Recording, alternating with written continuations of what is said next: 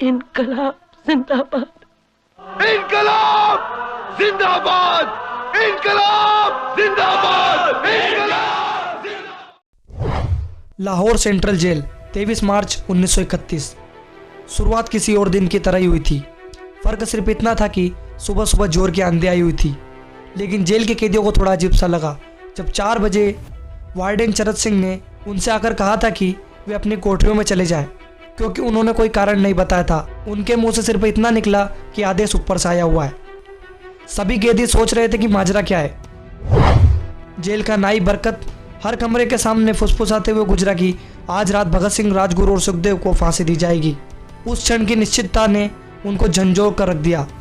कैदियों ने बरकत से मनुहार की कि वे फांसी के बाद भगत सिंह की कोई भी चीज़ें जैसे पेन, कंघा या घड़ी उन्हें लाकर दे दे, ताकि वो उन्हें संभाल कर रखे और उन्हें पूछ सके, ताकि वे अपने पोते पोतियों को बता सके कि वे भी कभी भगत सिंह के साथ जेल में बंद थे। बरकत भगत सिंह की कोठरी में गया और वहाँ से उनका पेन और कंघा ले आया। सारे कैदियों में होड़ लग गई कि उस पर किसका अधिकार होगा। आखिर में ड्रॉ निकाला गया। फिर सब कैदी चुप हो चले थे। उनकी निगाहें उन्हीं कोठरी में से गुजरने वाले रास्ते पर लगी हुई थी। भगत सिंह और उनके साथी फांसी पर लटकाए जाने के लिए उसी रास्ते से गुजरने वाले थे।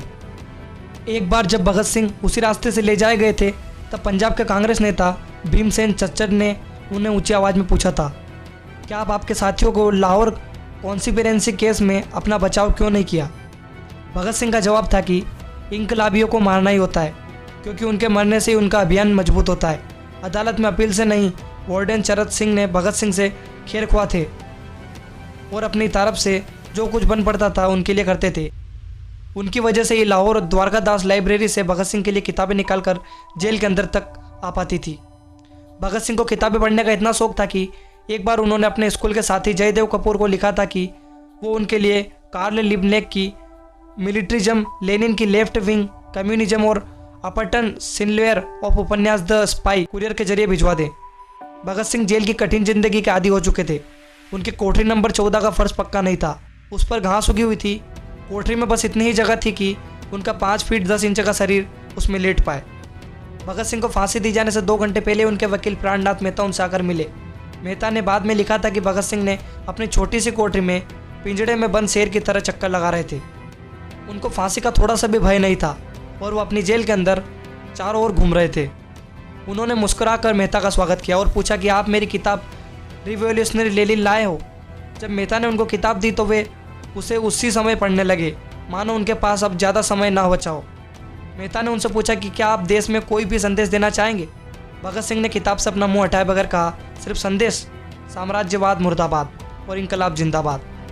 उसके बाद भगत सिंह ने मेहता से कहा कि वो पंडित जवाहरलाल नेहरू और सुभाष चंद्र बोस को मेरा धन्यवाद दे, जिन्होंने मेरे केस में गहरी रुचि ली। मेहता के जाने के थोड़ी देर बाद जेल अधिकारियों ने तीनों क्रांतिकारियों को बता दिया कि उनको वक्त से 12 घंटे पहले ही फांसी दी जाएगी। अगले दिन सुबह 6 बजे की बजाय उन्हें शाम 7 बजे ही फांसी पर चढ़ा दिया जाएगा। भगत सिंह मेहता द्वारा दी गई किताब के कुछ पन्ने ही पढ़ पाए थे। उनके मुंह से निकला, क्या आप मुझे इस किताब का एक अध्याय भी खत्म नहीं करने देंगे?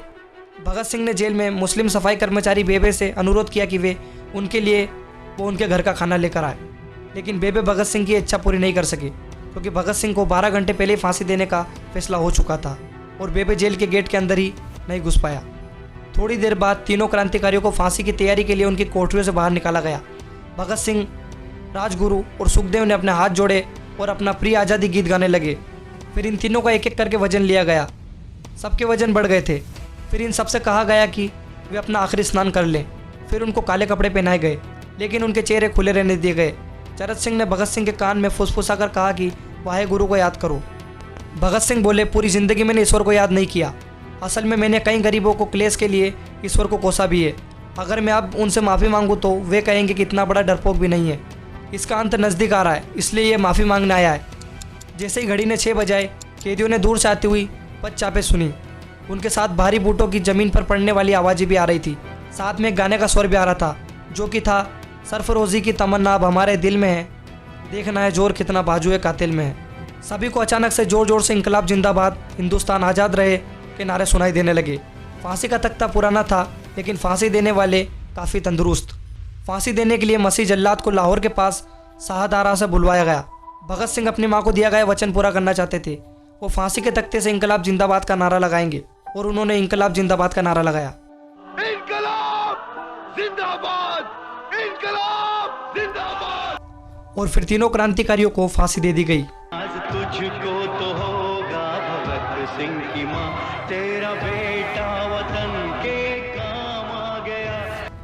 फिर भगत सिंह, सुखदेव और राजगुरु के पार्थिव शरीर का क्या हुआ, ये देखेंगे हम अगले वीडियो में।